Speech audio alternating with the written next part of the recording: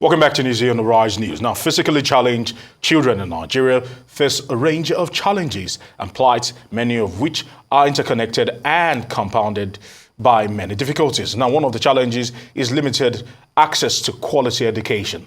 Schools often lack the necessary infrastructure, resources, and trained staff to accommodate their needs, and this can lead to low literacy rates and hinder their future prospects. While efforts are being made by both the government and non-governmental organizations in the country to address these challenges, there is still much work to be done to ensure that physically challenged children have equal opportunities and access to education, healthcare, and social services, and that they can live with dignity and full participation in the society. Joining us to discuss this development is founder at Advocacy Initiative for Children Living with Disabilities, Elizabeth Ekanem. I want to say thank you very much for joining us here on Newsday. Thank you so much. Now, Elizabeth, I'll first of all, right off the gates, I would like to find out from you concerning the perception, because if you take a trip abroad, you can see that the government is very deliberate with people living with disabilities. Buses create spaces for them. Public toilets create their own special lavatories, and other little details that just states that it's become normal that you do not have to struggle to live a normal life. But here in Nigeria, it's a little bit different. Yeah. And it's unfortunate. How, first of all, before we talk about education, how do we create that kind of consciousness that people living with disability should be catered for and should be put into planning of modern spaces, urban spaces, and the Nigeria of tomorrow? Okay, so I believe that whatever that happens in a country has to start from the grassroots. So the government of the grassroots happens to be the government with the people. All right. Now, if that government did not recognize the kind of people living within them, I don't think the government of the people that is at the top will be able to know that something is going wrong somewhere.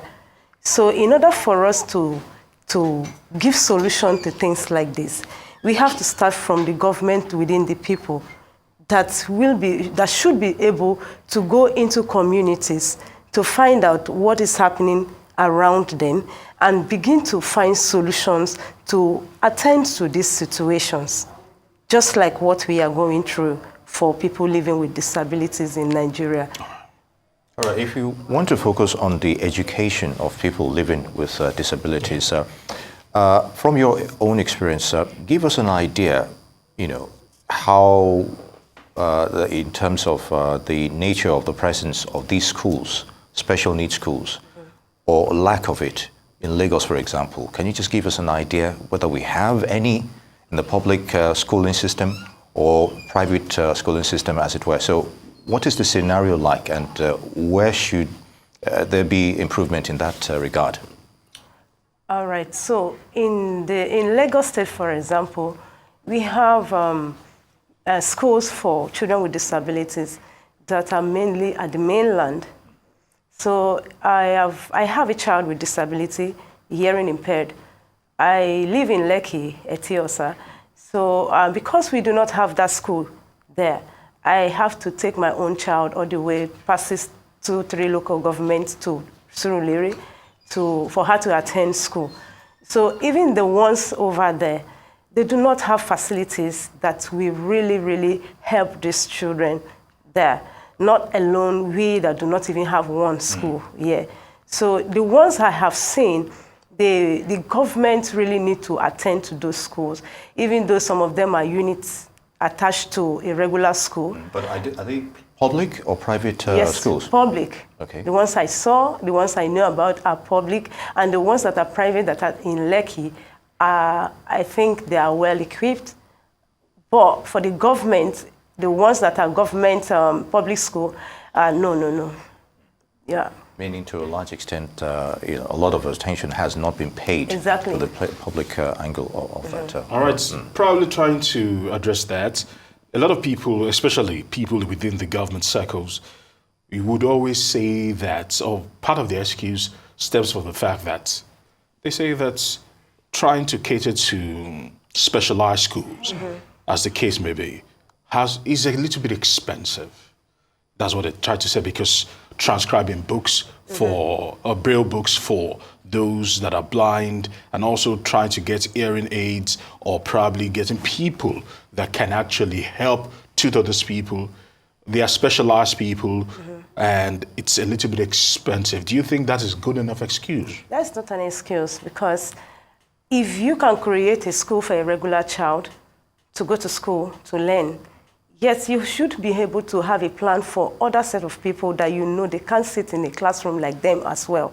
So we can't give such excuse, because if a country outside Nigeria are doing that for their own people, and we keep having our people running out of Nigeria to go and attend school over there. So if we have people of that capacity that could go outside Nigeria to achieve education for children with disability outside there, those people have government, and they decided that they will go on guard, they will do certain things to make sure the people living with them that are disabled achieve good education as well. We can as well do that in our country, because there are a lot of things we are doing for regular people that the people living with disability are not different.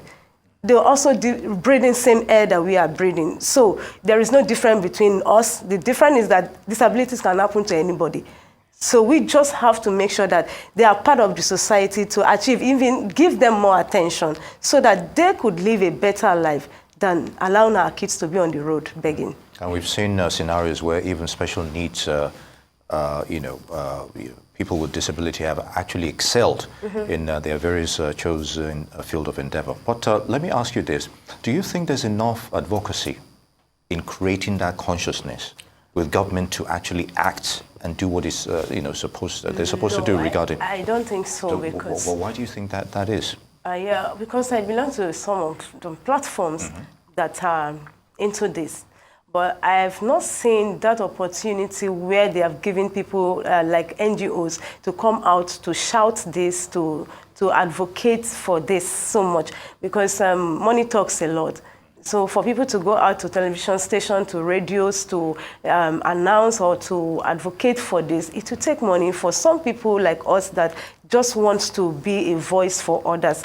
But, you know, if you don't have that money to do those things, you might not be able, but you have the hunger to do it.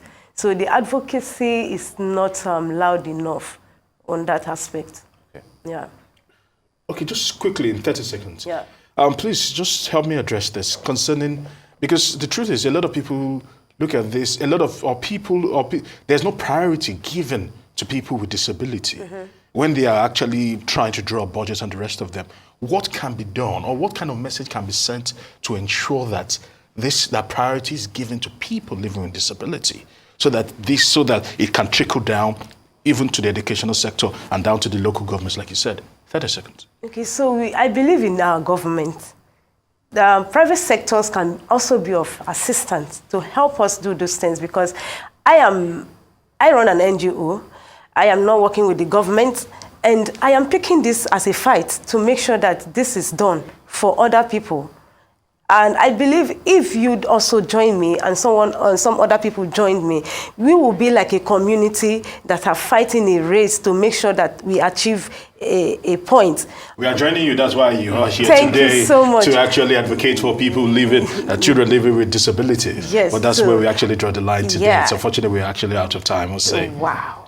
Indeed, persistent pace. Elizabeth Ekanem, Advocacy Initiative for Children with Disabilities. I'd like to thank you for your time. Thank you for coming to the show. It's good to have you with us.